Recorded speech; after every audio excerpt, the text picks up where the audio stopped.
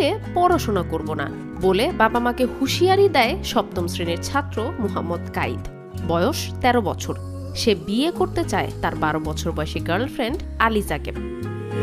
শুধু তাই নয়, বিয়ের পর সে অনেকগুলো বাচ্চাও চায়। ছেলের আবদার বা হুঁশিয়ারের চাপে পড়েই রাজি হয়ে যায় ছেলের বাবা। ছেলে ও মেয়ে দুই পক্ষের সম্মতিতে ধুমধাম করে বাগদান সম্পন্ন হয় তাদের। কিছুদিনের মাঝেই বিয়ে করবে তারা। আর এ বিয়ের ঘটনাই আলোড়ন তোলে সামাজিক যোগাযোগ মাধ্যমে।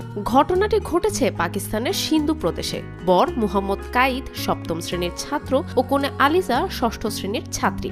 কিছুদিন আগেই প্রেমের সম্পর্ক গড়ে ওঠে কাইদ ও আলিজার মাঝে। তাদের ইচ্ছা বিয়ে করে জীবন সাজাবে তারা। আর তাই পরিবারকে ছেলে সাফ সাফ জানিয়ে দেয় যদি বিয়ে না দেয় তাহলে সে পড়াশোনাই করবে না, এমনকি স্কুলেও যাবে না।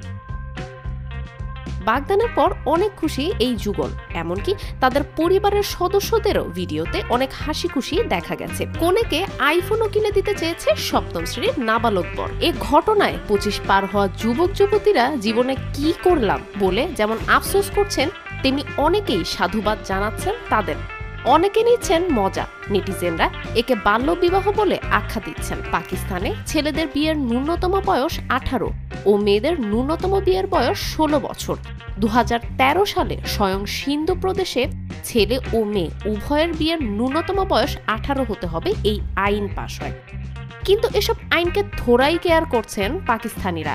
বাল্যবিবাহের ওপর বিধিনিষেধ থাকলেও প্রকাশ্যে এমন ঘটা করে বাগদানের অনুষ্ঠান অবাক করেছে সবাইকে। ঘটনাটি আলোড়ন ফেলেছে পার্শ্ববর্তী দেশ ভারতের পত্রিকা ও সংবাদ মাধ্যমেও। অবশ্য লোকেরা কি বলছেন সেসবকে কাঁচকলা দেখিয়েছেন এই যুগল। তারা বলেন, লোকেরা কি বলল তাতে তাদের কিছুই যায় আসে না। ভিডিওতে দেখা যায় মেয়ের মা সাংবাদিকদের বলছেন যে তারও ১৬ বছর বয়সে বিয়ে হয়ে গিয়েছিল, তাই মেয়ের অল্প বয়সে বিয়ে হয় তিনি খুবই খুশি। অল্প বয়সে এত ধুমধাম করে বাগদান সম্পন্নকে অনেক নেটিজেনই ভালো চোখে দেখছেন না।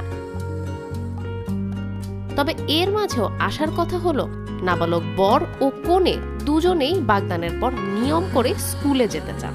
বিয়ের পর তাদের কাছে পড়াশোনাটাই সবচেয়ে জরুরি বলে জানান।